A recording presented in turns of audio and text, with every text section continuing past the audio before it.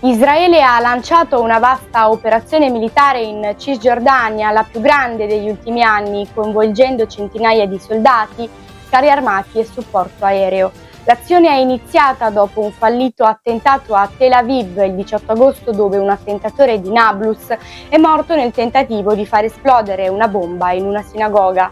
L'operazione mira a distruggere laboratori di esplosivi e smantellare le reti di trasporto per la costruzione di ordigni, oltre ad arrestare o eliminare i terroristi responsabili degli attacchi contro Israele.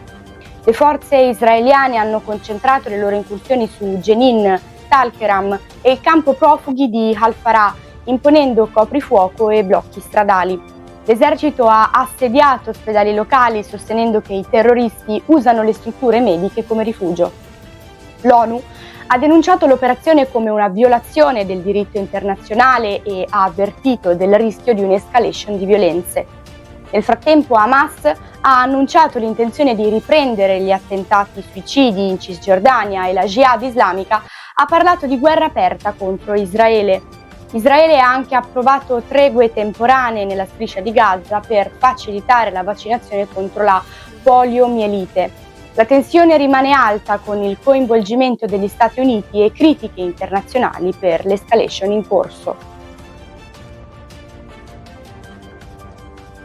A Sarroch, in provincia di Cagliari, una donna di 78 anni, Rosanna Pilloni, è stata trovata morta nel congelatore della sua abitazione. Il ritrovamento è avvenuto dopo una segnalazione ai carabinieri, che hanno scoperto che il figlio Sandro Mulas, di 54 anni, aveva nascosto il cadavere della madre nel freezer per continuare a incassare la sua pensione.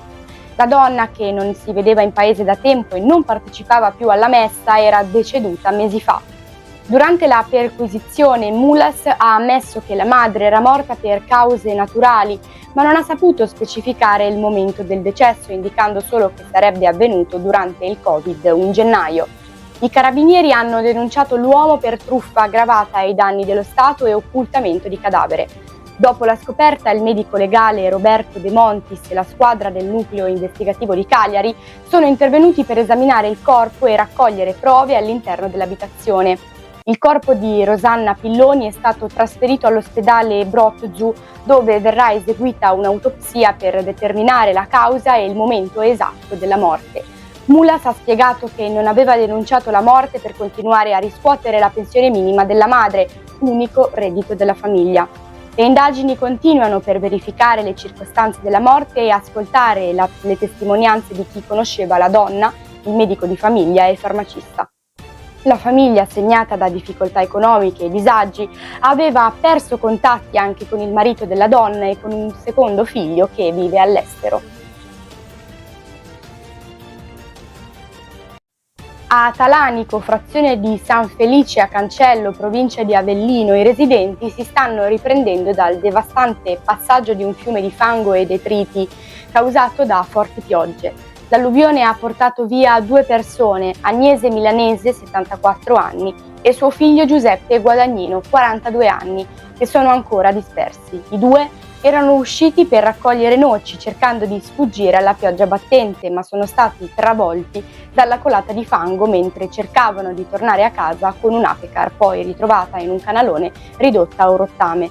Raffaele, figlio di Agnese e fratello di Giuseppe, ha cercato disperatamente i familiari tutta la notte senza successo.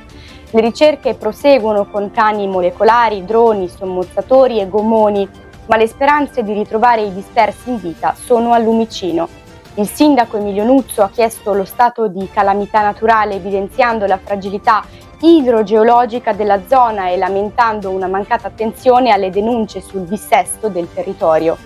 Il prefetto di Caserta, Giuseppe Castaldo, ha rafforzato le squadre di ricerca e ha indicato, tra le possibili cause del disastro, un incendio estivo che ha distrutto la pineta della collina, riducendo la capacità del terreno di resistere alle frane.